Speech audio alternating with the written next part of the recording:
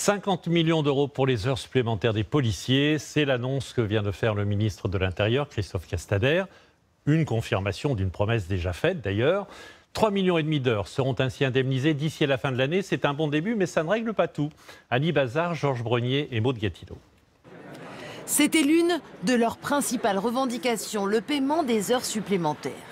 Dans une lettre envoyée à tous les policiers, Christophe Castaner confirme qu'il va débloquer d'ici la fin de l'année une enveloppe de 50 millions d'euros pour assurer l'indemnisation de près de 3,5 millions d'heures supplémentaires.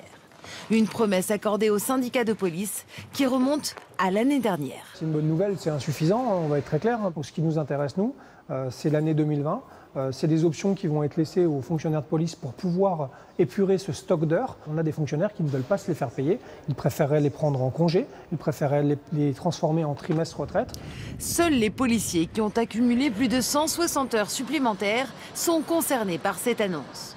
Sur leur bulletin de paie du mois de décembre, ils recevront au maximum 5 000 euros, l'équivalent de 429 heures supplémentaires.